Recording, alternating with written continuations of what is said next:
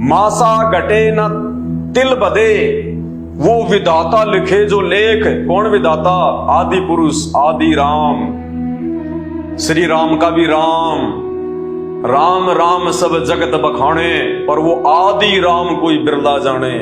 वो आदि राम जो सबका राम है।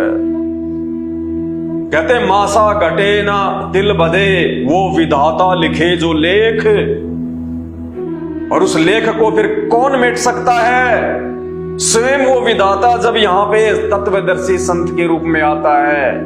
कहते साचा सतगुरु मेट कर फिर ऊपर मारे मेख। मासा घटे ना तिल बधे, विधाता लिखे जो लेख। और साचा सतगुरु मेट कर ऊपर मारे मेख। जैसे सरकारी अधिकारी किसी फैक्ट्री के जो है वो ताले के ऊपर सील लगा देते ना, फिर उसको उनकी अनुमति के बिना कोई खोल नहीं सकता। तो इसी प्रकार हमारे भाग्य में जो दुख हैं, जो संकट हैं, तीन ताप के जो कष्ट हैं, चाहे कोई भूत प्रेत की बाधा हो, चाहे किसी देवी देवताओं को पूर्व जन्म में हमारे को जो है कोई श्राप लगा हुआ हो, या फिर देही से संबंधित कोई रोग हो, कोई परेशानी हो, कोई तकलीफ हो। तीन प्रकार के दुख होते जीव पे, जिनको कहते हैं तीन ताप। तुम कौन राम का जपते जापम, जहां से कटे न तीनों तापम। कि हे नादान प्राणियों, तुम किस त्रेता युग में जन्मे दशरथ पुत्र राम की भक्ति कर रहे हो? ये तीन ताप के जो कष्ट हैं ये भी नहीं काट सकते। ये अपने स्वयं के नहीं काट पाए, आप और हमारे कहां से काट देंगे? तीन ताप के कौन से हैं कष्ट?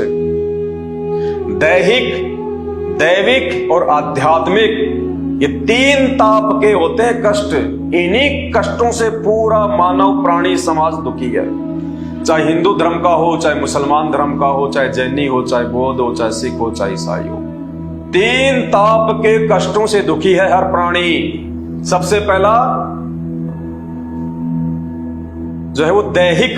दैहिक यानी हमारे शरीर से संबंधित रोग, एड्स, कैंसर, हेपेटाइटिस बी और कोई भयंकर रोग हो गया कोई, दैहिक। दूसरा दैविक। दैविक वो होता है जो किसी साधु संत या किसी देवी देवता के द्वारा हमारे को यदि पहले के जन्मों में कोई श्राप मिला हुआ हो। जैसे श्री रामचंद्र जी को नारद जी का श्राप लग गया था, और वो श्राप भोगने के लिए रामचंद्र जी को त्रेता युग में, विष्णु भगवान को त्रेता युग में रामचंद्र रूप में अवतार लेना पड़ा। एक पूरा जीवन उन्होंने अपनी पत्नी के वियोग में काटना पड़ा नारद जी के श्राप के कारण। तो ये होता है दैविक ताप, किसी का श्राप लगा हुआ हो। तो श्री रामचंद्र जी खुद अपना दैविक ताप नहीं काट सके, नारद का श्राप नहीं काट सके, और राम रूप में आके उनको अपना वो दुख भोगना पड़ा, वो श्राप काटना पड़ा।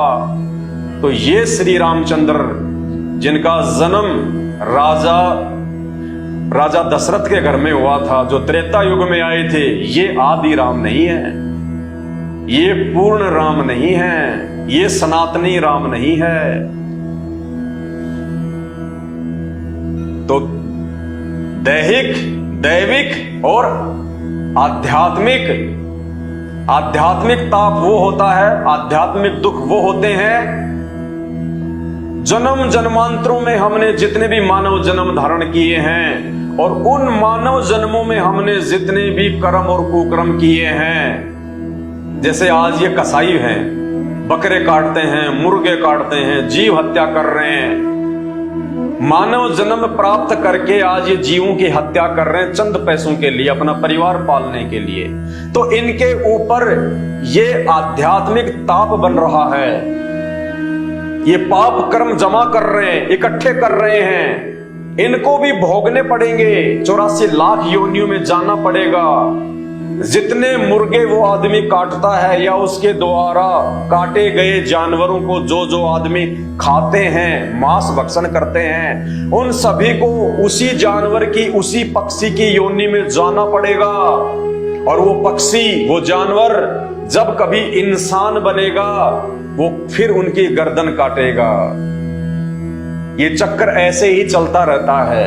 तो इस चक्कर को केवल वो आदि राम काट सकता है। इन 3 प्रकार के ताप को, इन दुखों को, दैहिक, दैविक और आध्यात्मिक, केवल 3 ही प्रकार के ये कष्ट होते हैं जिससे देवी देवताओं से लेके ब्रह्मा विष्णु महेश से लेके और हम आम प्राणी जो है वो दुखी रहते हैं।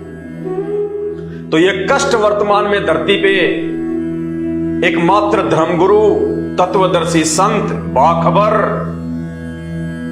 संत रामपाल जी भगवान काट सकते हैं, अपने आशीर्वाद से काट सकते हैं, अपने सत भक्ति मंत्रों से काट सकते हैं और उनके सत्संग सुनने से कुछ हद तक ऑटोमेटिक ये कटते हैं। तो भाई और बहनों, आजमा के देख लो। अगर आप संत रामपाल जी को ज्ञान से स्वीकार नहीं करना चाहते, देखो वैसे तो संत की पहचान उसके ज्ञान से करनी चाहिए। कोई भी महापुरुष है उसकी पहचान उसके विचारों से होती है। कहते हैं साधु शब्दा परखिए। जो साधु महात्मा होते हैं, जो संत होते हैं, उनकी पहचान, उनकी परख उनकी वाणी से होती है, उनके शब्दों से होती है, उनके जो है प्रवचनों से होती है। साधु शब्दा परखिए और दुख पड़े घर नार। औरत की पहचान उस समय होती है जब उसके पति या उसके परिवार पे कोई संकट आता है, कोई परेशानी आती है, और जब वो पति अपनी औरत से कहता है कि भगवान काम धंधा भी ठीक नहीं चल रहा है, व्यापार में घाटा हो गया है, कर्जा ज्यादा हो गया है, बच्चों की फीस सर पे चढ़ गई है, घर में राशन भी पर्याप्त नहीं है, तो ऐसा कर अपने कुछ गहने मेरे को दे दे, थोड़ा इनको बेच के या इनको किसी सुनार के पास में जो है वो गिरवी रख के अपन थोड़ा अपना पारिवारिक स्थिति को ठीक कर लेते हैं, और जैसे समय सही आएगा अपन पैसे देके वापस उनको छुड़वा लेंगे।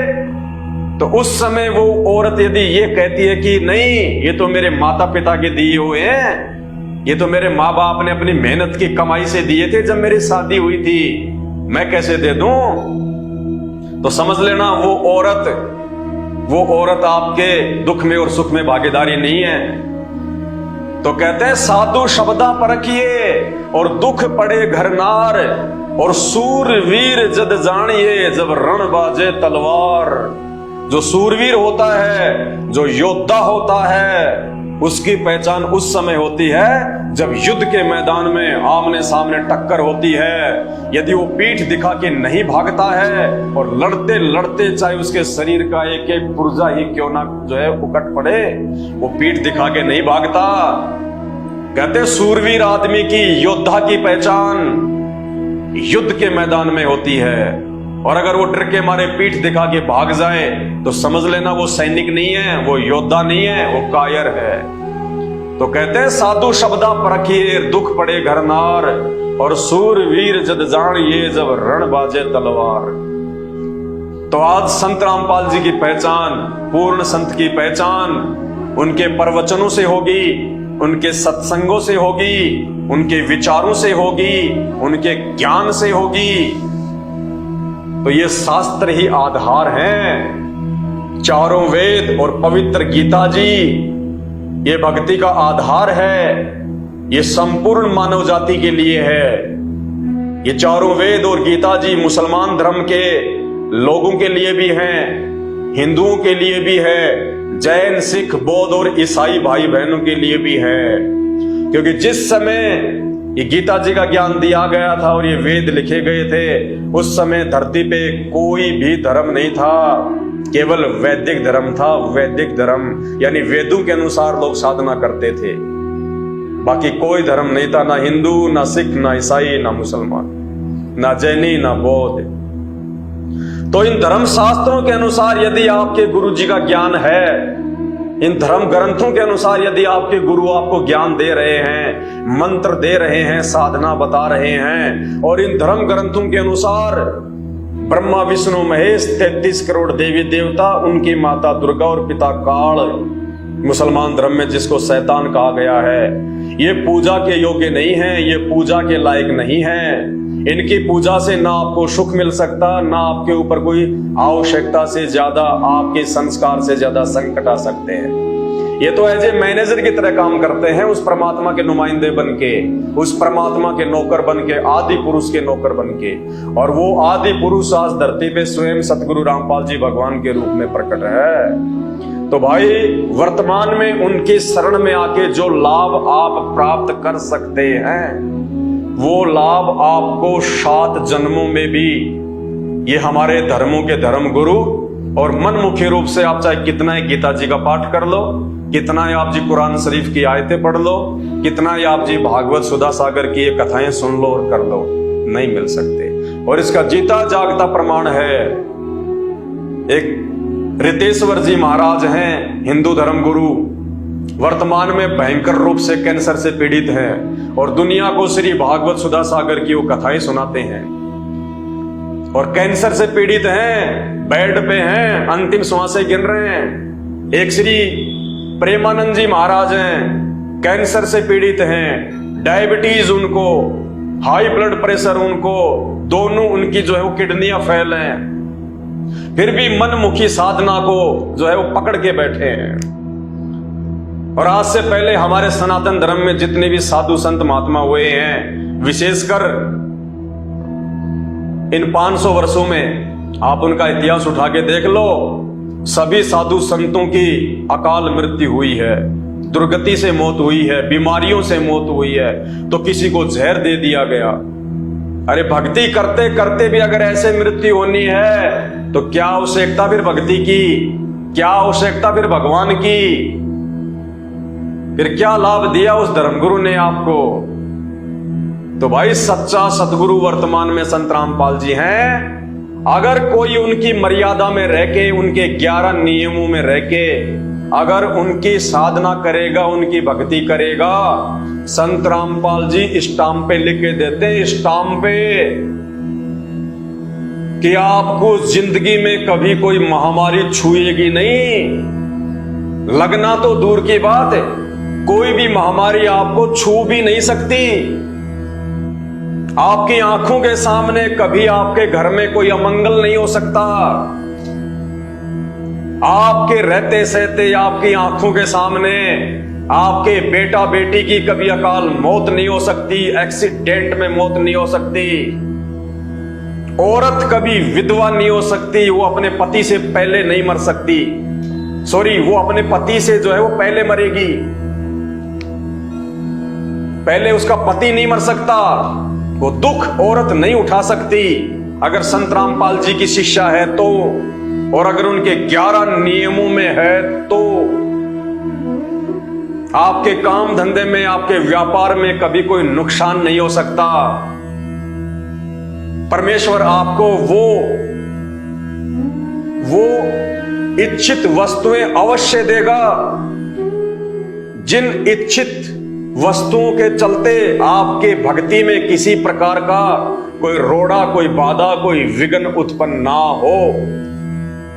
वरना क्या आवश्यकता है फिर भक्ति और भगवान की। तो भाई और बहनों, अविलंब बिना देरी किए पहचान कर लीजिए संत रामपाल जी की, सच्चे संत की, सच्चे धर्मगुरु की। अभी समय है आपके पास में, कहीं ऐसा ना हो ये मौका हाथ से निकल जाए, ये मानव शरीर आपका छूट जाए। क्योंकि जब तक आप संत रामपाल जी की शरण में नहीं आते हैं, तब तक आप उस काल की हद में हैं, आप उस काल की शरण में हैं, आप उस काल के पुत्र ब्रह्मा विष्णु महेश की शरण में हैं, 33 करोड़ देवी देवताओं के अधीन हैं। कहीं ऐसा ना हो कि आपके प्रारब्ध के अनुसार आपकी मृत्यु आ जाए और आप ये मानव शरीर को छोड़ दो। क्योंकि भक्ति केवल मानव शरीर से होती है, 84 लाख योनि वाले पशु और पक्षियों वाले शरीरों में भक्ति नहीं होती। इस मानव शरीर में आप किसी को अपना गुरु धारण कर सकते हो, इस मानव शरीर में आप किसी के प्रवचन सुन सकते हो, आप अच्छे और गलत का निर्णय कर सकते हो। एक बार यह शरीर छूट गया फिर कुछ नहीं है 84 लाख योनियों का दुख भोगने के अलावा।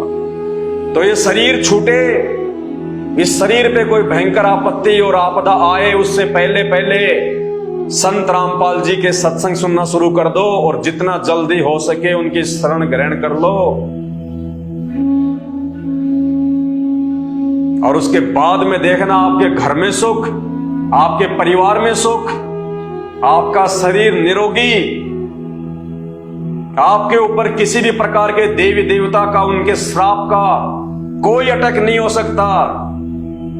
98 प्रकार की मूठ होती है, जादू जंत्र वशीकरण 98 प्रकार के, आपके ऊपर एक भी काम नहीं करेगा। क्या होता है एक भी?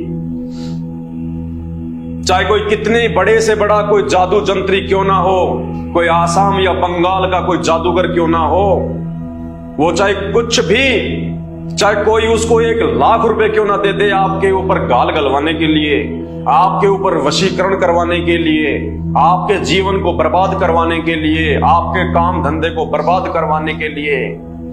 अगर आप संत रामपाल जी की शरण में हैं, आपने उनकी भक्ति ले ली, आपने उनके द्वारा दिए गए मंत्रों का जाप शुरू कर दिया और आप उनके 11 नियमों में हैं, तो इस ब्रह्मांड की ऐसी कोई शक्ति नहीं है जो किसी भी प्रकार से आपको दुखी कर सके।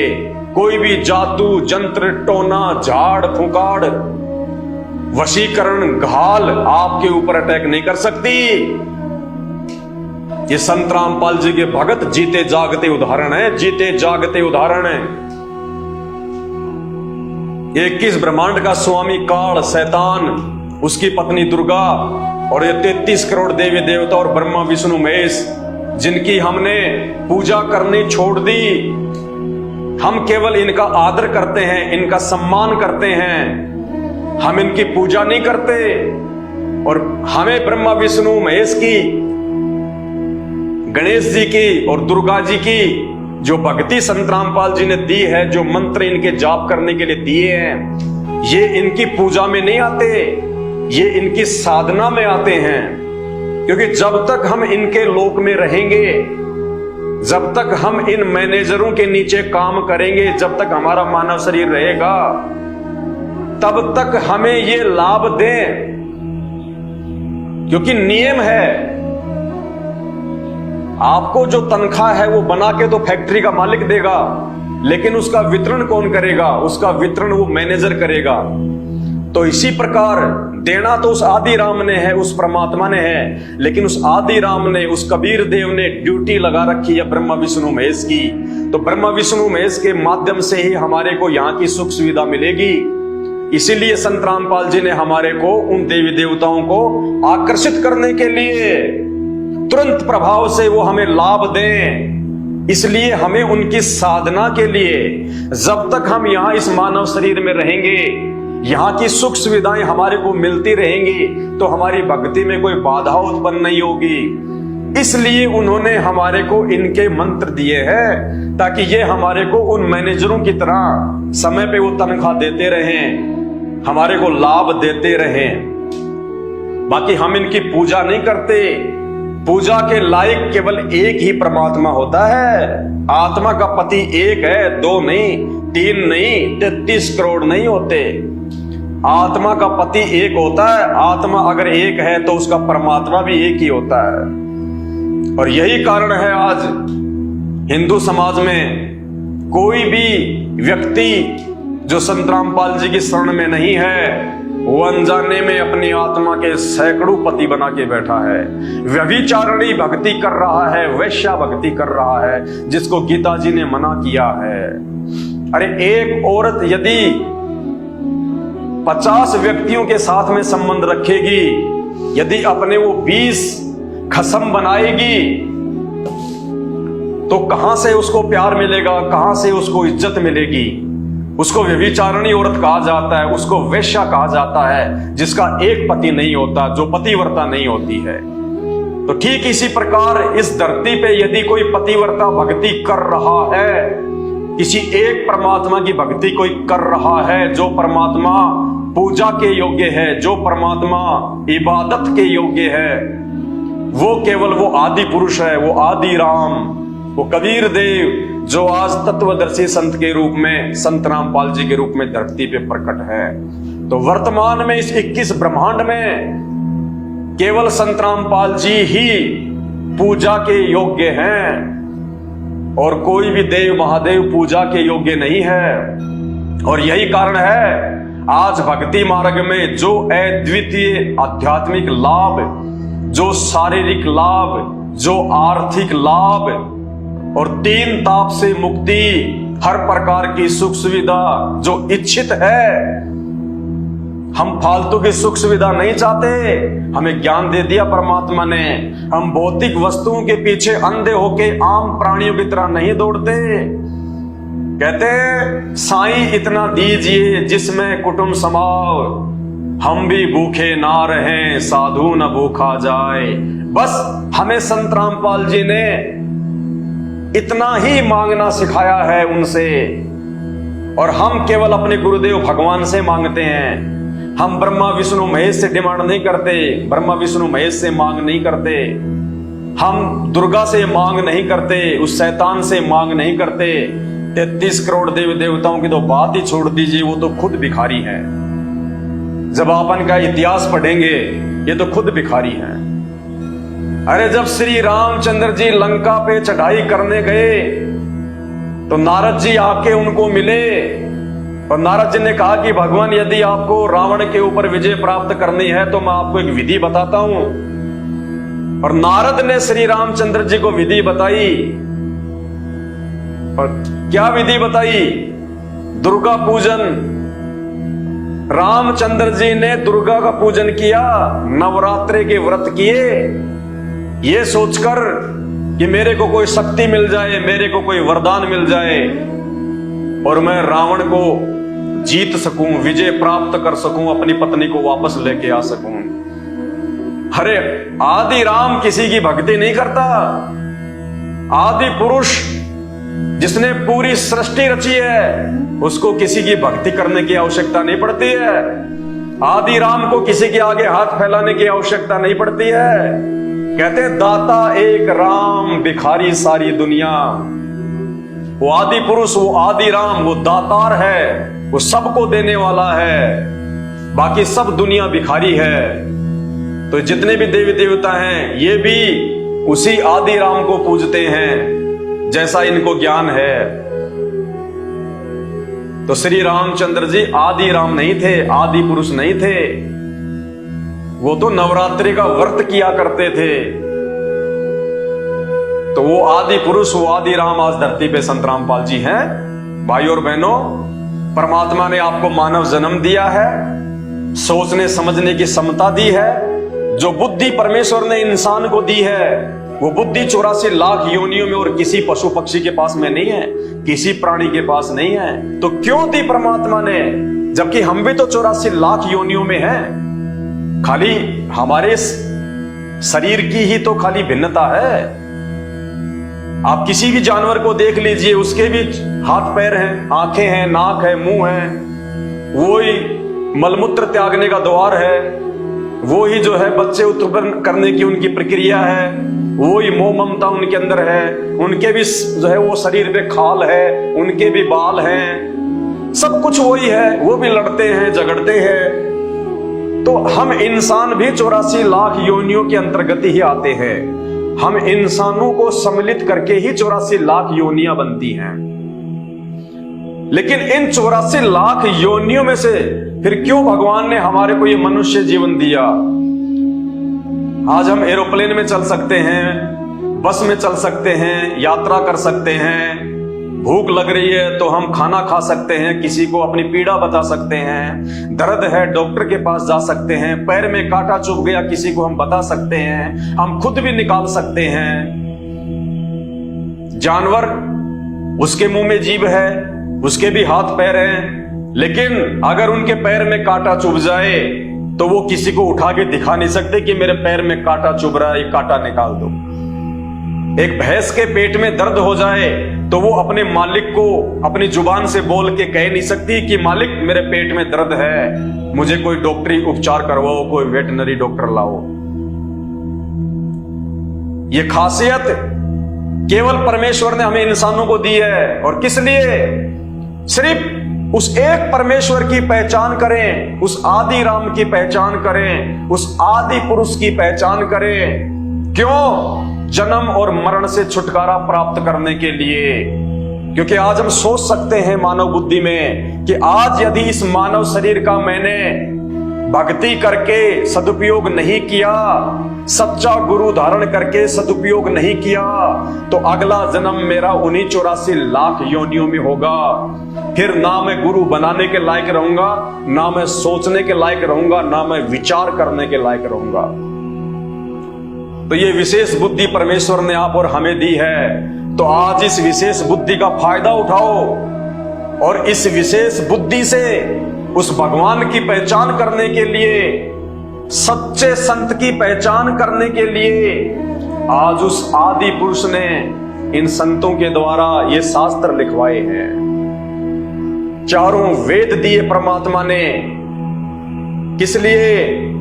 इनको पढ़ने के लिए, इनमें भगवान को ढूंढने के लिए, इनमें सच्चे सतगुरु को ढूंढने के लिए ये वेद परमात्मा ने, ये पुस्तकें, ये पुराण, ये गीता जी उस परमेश्वर ने जानवरों के लिए नहीं दी, पशु पक्षियों के लिए नहीं दी है, हम इंसानों के पढ़ने के लिए दी है। इंसानों को बुद्धि दी है। आज से पहले शिक्षा नहीं थी, अक्षर ज्ञान नहीं था। एक ब्राह्मण वर्ग के अलावा कोई भी पढ़ लिख नहीं सकता था, किसी को अधिकार ही नहीं था। आज क्यों परमात्मा ने चारों वर्णों को पढ़ने लिखने का अधिकार दे दिया? आज हमें कोई नहीं रोक सकता, कोई मना नहीं कर सकता कि तू अपने बच्चों को नहीं पढ़ाएगा तो नीच जाति का है, तू तो शूद्र है या तू तो वैश्य है। आज परमात्मा ने सबको अधिकार दे दिए, सबको स्वतंत्र छोड़ दिया कि बच्चों अब इस मानव शरीर का फायदा उठाओ जो भगवान ने तुम्हें दिया है, जो आदि राम ने दिया है तुम पर मेहर होके। क्योंकि 84 लाख योनियां भोगने के बाद एक मानव शरीर मिलता है, एक मानव शरीर। ये हर बार नहीं मिलता, ये बार बार नहीं मिलता। इसलिए आज इस मानव शरीर की उपयोगिता इसी में है कि हम उस परमेश्वर की पहचान करें, उस आदि पुरुष की पहचान करें। और गीता जी चीख चीख के कह रही है, अरे फिर कौन से दिन समझेंगे हम, कौन से धर्म ग्रंथ की मानेंगे हम? हिंदू गीता जी से बढ़ के तो किसी ग्रंथ को मानते ही नहीं। अरे तो फिर मानते क्यों नहीं गीता जी की, जो गीता जी चीख चीख के कह रही है अध्याय नंबर 15 श्लोक नंबर 104 में कि हे अर्जुन, अगर तुझे पूर्ण मुक्ति चाहिए, पूर्ण मोक्ष चाहिए तो किसी तत्वदर्शी संत की खोज कर ले। अरे जबकि अर्जुन तो श्री कृष्ण जी का चेला था। श्री कृष्ण जी पांचों पांडवों के आध्यात्मिक गुरु थे। तो श्री कृष्ण जी ने अपने आप को भी नकार दिया, अपने आप को भी छोटा साबित कर दिया और क्या कहा कि अर्जुन, अगर तुझे पूर्ण मोक्ष चाहिए, अगर तुझे पूर्ण मुक्ति चाहिए तो किसी तत्वदर्शी संत की, धीरा नाम संत की खोज कर ले। जाके तू उनको दंडवत प्रणाम कर, तू उनको जो है वो प्रसन्न कर और जैसा वो तुझे भक्ति साधना बताए उसके अनुसार भक्ति कर। तो श्री कृष्ण जी ने भी अपने आप को फैल कर दिया कि अर्जुन, ये जन्म मरण का रोग मिटाना मेरे बस की बात भी नहीं है, 84 लाख योनियों में जाने से बचाना मेरे बस की बात भी नहीं है, ये तो तुझे वो तत्वदर्शी संत ही बचाएगा। तो भाई वो तत्वदर्शी संत आज संत रामपाल जी भगवान है इस धरती पे। अरे और कैसे बताएं भाई, कैसे कहें, बोलना तो पड़ेगा ही। और जो समझदार होगा, जो उस पूर्ण परमेश्वर की अच्छी आत्मा होंगी, जिनको वास्तव में भक्ति करनी है, जिनको वास्तव में अपना रोग कटवाना है जन्म और मरण का, वो आत्माएं संत रामपाल जी के सत्संग सुनेंगी, वो उनके प्रवचन सुनेंगी और सुनेंगी तो निश्चित तौर पे उनको समझ में भी आएगा। क्योंकि ये ठीक का समय है, ये भक्ति और भगवान की प्राप्ति का समय है, ये कलयुग, ये मोक्ष प्राप्ति का समय है। इस कलयुग में ही आत्मा का मोक्ष होता है, आत्मा का उद्धार होता है। आज से पहले के युगों में ना ही तो आत्मा को भगवान की आवश्यकता पड़ती है और ना ही वो मोक्ष का समय होता है। क्योंकि आज हर प्रकार से प्राणी दुखी है, परेशान है और परेशानी में ही आत्मा अपने परमात्मा को पुकारती है, याद करती है। तो भाई और बहनों, देर ना करो। ये भगवान अगर एक बार हाथ से छूट गया, या उससे पहले यदि आपका ये शरीर छूट गया, फिर कुछ नहीं मिलेगा। फिर 84 लाख योनियों में कल को गधे बनेंगे, कुम्हार के नीचे रहेंगे, सारा दिन वो ईंट ढोएगा, लठ मारेगा। फिर अगले जन्म में बैल बनेंगे, एक किसान के नीचे आ जाएंगे, सारा दिन खेत में हल जोतेगा, गाड़ी में जोतेगा, माल ढोएगा और लकड़ियों से पिटाई करेगा।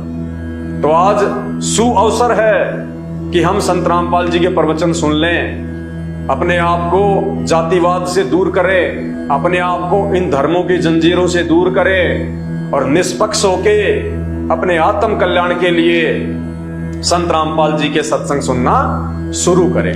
तो ये तो केवल एक भूमिका सी बनी थी। अब आज का लाइव वीडियो अब शुरू होगा।